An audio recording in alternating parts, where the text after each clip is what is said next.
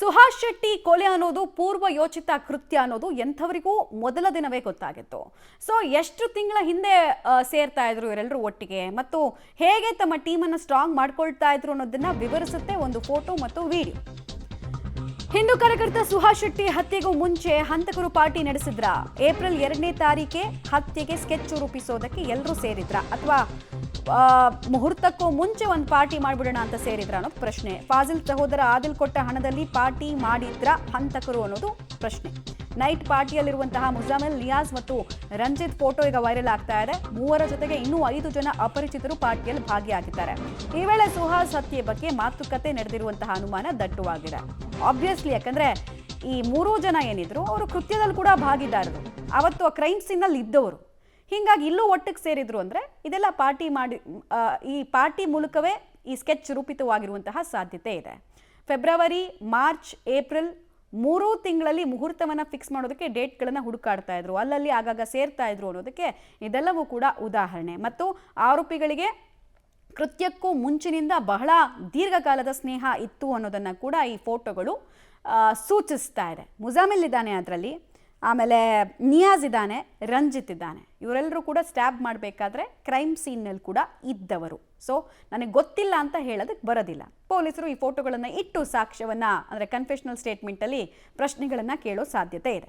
ಆಮೇಲೆ ಒಂದು ವೇಳೆ ಆರೋಪಿಗಳೇ ತಮ್ಮ ಕನ್ಫೆಷನಲ್ ಸ್ಟೇಟ್ಮೆಂಟಲ್ಲಿ ನಾವು ಇಲ್ಲಿಗೆ ಸೇರಿದ್ವಿ, ಇಲ್ಲಿ ಪಾರ್ಟಿ ಮಾಡಿದ್ವಿ ಅಂತ ಆದರೆ ಇದೊಂದು well decided, well planned, executed murder ಅನ್ನೋದು ಕೂಡ ತಿಳಿದು ಬಂದುಬಿಡುತ್ತೆ.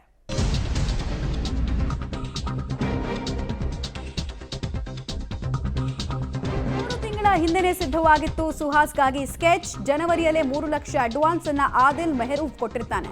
ಕೃತ್ಯಕ್ಕಾಗಿ ಒಂದು ಪಿಕಪ್ ವಾಹನ, ಸ್ವಿಫ್ಟ್ ಕಾರನ್ನ ಕೂಡ ಹಂತಕರು ಬಾಡಿಗೆಗೆ ಪಡೆದಿದ್ರು. ಪ್ರಕರಣದಲ್ಲಿ ಇನ್ನಷ್ಟು ಜನ ಶಾಮೀಲಾಗಿರುವಂತಹ ಶಂಕೆ ಇದೆ. ತನಿಖೆಯನ್ನ ಮಂಗಳೂರು ಪೊಲೀಸರು ತೀವ್ರಗೊಳಿಸಿದ್ದಾರೆ. ಕೆಲ ಕಡೆಗಳೆಲ್ಲ ಓಡಾಡ್ತಿದೆ. ಇದು ಜಸ್ಟ್ ಒಂದು 5 ಲಕ್ಷದ ಸುಪಾರಿ ಕೇಸ್ ಅಲ್ಲ, 50 ಲಕ್ಷಕ್ಕೂ ಹೆಚ್ಚು ಹಣ ಫಂಡಿಂಗ್ ಆಗಿದೆ. ವಿದೇಶದಲ್ಲಿದ್ದಂತಹ ಕೆಲ ಮತೀಯವಾದಿಗಳು ಮತ್ತು ಇಲ್ಲಿರುವಂತಹ ಮತೀಯ ಶಕ್ತಿಗಳು ಫಂಡ್ ಮಾಡಿದೆ ಅಂತ ಈ ಪಿಕಪ್ ವಾಹನವನ್ನು ಬಳಸಿದ್ರು. ಇನ್ನೇನಿಲ್ಲ ಅಂದ್ರೂ ಈ ಇಡೀ ಪ್ರಕರಣ ಕಂಪ್ಲೀಟ್ ಲಾಜಿಕಲ್ ಎಂಡ್ ಹೋಗೋ ತನಕಂತೂ ಪೊಲೀಸರ ವಶದಲ್ಲೇ ಇರುತ್ತೆ. ಆ ಸ್ವಿಫ್ಟ್ ಕಾರು ವಶದಲ್ಲೇ ಇರುತ್ತೆ. ಆ ಮಾಲೀಕರು ಸುಮ್ಮನೆ ಇರ್ತಾರಾ? ಸೊ ಅವರೆಲ್ಲರಿಗೂ ಫಸ್ಟೇ ದುಡ್ಡು ಕೊಡೋ ಕೆಲಸ ಆಗಿತ್ತಾ ಅನ್ನೋದು ಪ್ರಶ್ನೆ. ಫಂಡಿಂಗ್ ವಿಚಾರದಲ್ಲಿ ಕೆದಕೋ ಕೆಲಸವನ್ನು ಮಾಡ್ತಾ ಇದ್ದಾರೆ. ಎಲ್ಲೆಲ್ಲಿಂದ ಯಾವ್ಯಾವ ಅಕೌಂಟಿಂದ ಟ್ರಾನ್ಸ್ಫರ್ಗಳಾಗಿದೆ, 5 ಲಕ್ಷಕ್ಕೆ ಮಾತ್ರ ಒಪ್ಕೊಂಡ್ರಾ ಅಥವಾ ಅದಕ್ಕಿಂತ ಜಾಸ್ತಿ ಇತ್ತಾ? ಆಮೇಲೆ 5 ಲಕ್ಷದ ಮೂಲ ಏನು? ತುಂಬ ಜನರ ಆರೋಪ ಪರಿಹಾರದ ಅಮೌಂಟಲ್ಲೇ 5 ಲಕ್ಷವನ್ನು ತೆಗೆದುಕೊಟ್ರು ಅಂತ. ಸೊ ಪೋಷಕರು 5 ಲಕ್ಷವನ್ನು ಮಗನಿಗೆ ಕೊಡಬೇಕಾದ್ರೆ ಕೇಳಲಿಲ್ವಾ ಏನಕ್ಕೆ ಅಂತ? ಈ ಪ್ರಶ್ನೆಗಳು ಇದ್ದಾವೆ. ಉತ್ತರ ಕಂಡುಕೊಳ್ತಾರೆ ಪೊಲೀಸರು. ಡೀಟೇಲ್ಸ್ ಕೊಡ್ತಾರೆ ಸುಕ್ಪಾಲ್. ನಾನಾ ಪ್ರಶ್ನೆಗಳಿದ್ದಾವೆ. ಆ ಪ್ರಶ್ನೆಗಳಿಗಿಂತ ಮುಂಚೆ ಒಂದು ಫೋಟೋ ತೋರಿಸುತ್ತೆ ಇದು ಪೂರ್ವ ನಿಯೋಜಿತ ಕೃತ್ಯಕ್ಕೂ ಮುಂಚೆ ಹಂತಕರು ಒಬ್ರಿಗೊಬ್ರು ಪರಿಚಿತರಿದ್ರು ಅಂತ. ಸೊ ಕನ್ಫೆಷನಲ್ ಸ್ಟೇಟ್ಮೆಂಟ್ನಲ್ಲಿ ಏನಾದರೂ ಈ ಥರದ ದಿನ ನಾವು ಇಲ್ಲಿ ಪಾರ್ಟಿ ಮಾಡಿದ್ವಿ ಅನ್ನೋದೇನಾದರೂ ಹಂತಕರು ಒಪ್ಕೊಂಡಿದ್ದಾರಂತ ಪೊಲೀಸ್ ಮೂಲಗಳು ಈ ಫೋಟೋಗೆ ಸಂಬಂಧಪಟ್ಟಂತೆ ಏನು ಮಾಹಿತಿ ಹೊರ ಹಾಕ್ತಾ ಇದೆ ಒಂದು ಪ್ರಶ್ನೆ. ಎರಡನೇದು, ಫಂಡಿಂಗ್ ವಿಚಾರದಲ್ಲಿ ಲೋಕಲ್ ಕೆಲ ಮತೀಯವಾದಿ ಶಕ್ತಿಗಳು ಮತ್ತು ಸೌದಿಯಿಂದ ಕೆಲ ಅಮೌಂಟ್ಗಳು ಬಂದಿದ್ವು ಅಂತ ಹೇಳಲಾಗ್ತಾ ಇದೆ. ಆ ನಿಟ್ಟಿನಲ್ಲಿ ತನಿಖೆ ಹೇಗೆ ಸಾಗ್ತಾ ಇದೆ ಅಂತ? ಮಮತಾ, ಆರೋಪಿಗಳನ್ನು ಈಗ ವಶಕ್ಕೆ ಪಡೆದಿರುವಂಥ ಪೊಲೀಸರು ಸಾಕಷ್ಟು ಮಾಹಿತಿಗಳನ್ನು ಕಲೆ ಹಾಕಿದ್ದಾರೆ. ಅದರಲ್ಲಿ ಪ್ರಮುಖವಾಗಿ ಕೆಲವೊಂದು ವಿಡಿಯೋ ಮತ್ತು ಫೋಟೋಗಳನ್ನು ದಾಖಲೆಯಾಗಿಟ್ಕೊಂಡು ಅದರ ತನಿಖೆಯನ್ನು ಆರಂಭಿಸಿದ್ದಾರೆ.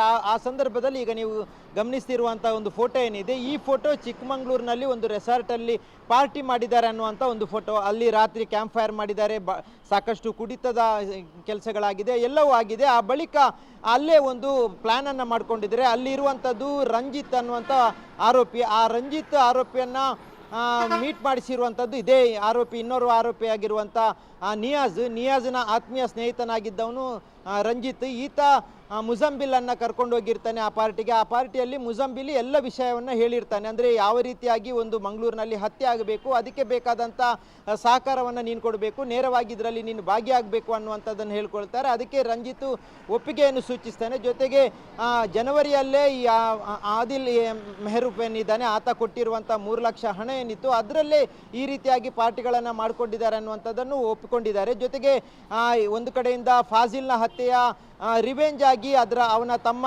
3 ಲಕ್ಷ ಹಣವನ್ನು ಸುಪಾರಿಯಾಗಿ ಕೊಟ್ಟಿದ್ದಾನೆ. ಜೊತೆಗೆ ಕೇವಲ ಆತ ಮಾತ್ರ ಕೊಟ್ಟಿರುವಂಥದ್ದಲ್ಲ, ಕೇವಲ 5 ಲಕ್ಷಕ್ಕಾಗಿ ಇಷ್ಟೊಂದು ದೊಡ್ಡ ಹತ್ಯೆ ಆಗಿರುವಂಥ ಸಾಧ್ಯತೆ ಇಲ್ಲ. ಸುಮಾರು 10 ಜನರು ನೇರವಾಗಿ ಭಾಗಿಯಾಗಿದ್ದಾರೆ. ಜೊತೆಗೆ 20ಕ್ಕೂ ಅಧಿಕ ಮಂದಿ ಇದರಲ್ಲಿ ಇದ್ದಾರೆ ಅನ್ನುವಂಥದ್ದು ಪೊಲೀಸರಿಗೆ ಗೊತ್ತಾಗಿರುವಂಥದ್ದು. ಹಾಗಾಗಿ ಕೇವಲ 5 ಲಕ್ಷ ಅಲ್ಲ, 50 ಲಕ್ಷಕ್ಕೂ ಅಧಿಕ ಫಂಡಿಂಗ್ ಆಗಿದೆ. ಅದು ವಿದೇಶದಿಂದಲೂ ಹರಿದು ಬಂದಿರುವಂಥ ಮಾಹಿತಿ ಈಗ ಪೊಲೀಸರಿಗೆ ಸಿಕ್ಕಿರುವಂಥದ್ದು. ಜೊತೆಗೆ ಫಾಜಿಲ್ನ ಹತ್ಯೆಯನ್ನು ಅರಗಿಸಿಕೊಳ್ಳಲಾಗದಂಥ ಸಾಕಷ್ಟು ಮಂದಿ ಇದಕ್ಕೆ ಫಂಡಿಂಗ್ ಮಾಡಿದ್ದಾರೆ ಅನ್ನುವಂಥ ಮಾಹಿತಿ ಈಗ ಪೊಲೀಸರಿಗೆ ಸಿಕ್ಕಿರುವಂಥದ್ದು. ಮಮತಾ, ಧನ್ಯವಾದ ತಮ್ಮೆಲ್ಲ ಮಾಹಿತಿಗಾಗಿ ಸುಕ್ಪಾಲ್.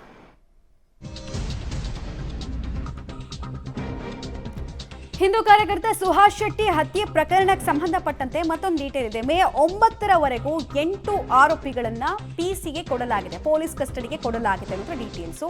ಹತ್ಯೆ ನಡೆದ ಸ್ಥಳದಲ್ಲಿ ಪೊಲೀಸರಿಂದ ಸ್ಥಳ ಮಹಜರ್ ಪ್ರಕ್ರಿಯೆ ಆಗಬೇಕಾಗಿದೆ. ತಲೆಮರೆಸಿಕೊಂಡಿರುವಂತಹ 2 ಆರೋಪಿಗಳಿಗೆ ತೀವ್ರ ಶೋಧವನ್ನು ನಡೆಸ್ತಾ ಇದ್ದಾರೆ.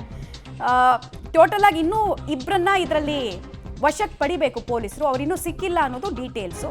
ಮತ್ತೆ ತೀರಾ ಪ್ರಿಲಿಮಿನರಿ ಇನ್ವೆಸ್ಟಿಗೇಷನ್ ಹಂತದಲ್ಲಿರೋದ್ರಿಂದ ಪೊಲೀಸ್ ಕಸ್ಟಡಿಗೆ ಅವರನ್ನು ಕೊಡಲಾಗಿದೆ. ಸಾಮಾನ್ಯವಾಗಿ ಯಾವುದೇ ಒಂದು ಮರ್ಡರ್ ಪ್ರಕರಣ ಅಥವಾ ಯಾವುದೇ ಒಂದು ಈ ಥರದ ಕ್ರಿಮಿನಲ್ ಪ್ರಕರಣಗಳಲ್ಲಿ 15 ದಿನ ಪಿಸಿ ಕೇಳ್ತಾರೆ ಪೊಲೀಸರು ಆರಂಭಿಕ ಹಂತದಲ್ಲಿ. ಹಿಂದೂ ಮುಖಂಡರ ಹತ್ಯೆಗೆ ಪ್ರಚೋದನಕಾರಿ ಪೋಸ್ಟ್ ಹಾಕಿದಂತಹ ವ್ಯಕ್ತಿಗಳ ವಿರುದ್ಧ ಕೂಡ ಈಗ ಕ್ರಮವನ್ನು ಕೈಗೊಳ್ಳೋ ಕೆಲಸ ಆಗ್ತದೆ. ಫೈನಲಿ ಸಾಮಾಜಿಕ ಜಾಲತಾಣದಲ್ಲಿ ಪೋಸ್ಟ್ ಮಾಡೋರ ವಿರುದ್ಧ ಕ್ರಮವನ್ನು ಕೈಗೊಳ್ಳಲಾಗ್ತದೆ. ಕೊಲೆ ಬೆದರಿಕೆ ಹಾಕಿದ್ದ 2 ಮೇಲೆ ಎಫ್ಐಆರ್.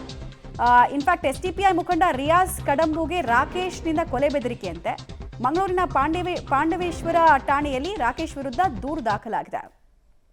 ಇನ್ನೊಂದು ಕಡೆಗೆ ಶರಣ್ ಪಂಪೆಲ್ಗೆ ಬೆದರಿಕೆ ಹಾಕಿದವರ ಮೇಲೂ ಕೂಡ ಎಫ್ಐಆರ್ ಆಗಿರೋದ್ರ ಡೀಟೇಲ್ಸ್ ಇದೆ. ಯೂಟ್ಯೂಬ್ನಲ್ಲಿ ಕಾಮೆಂಟ್ ಮೂಲಕ ಕೊಲೆ ಬೆದರಿಕೆಯನ್ನು ಹಾಕಲಾಗಿತ್ತು.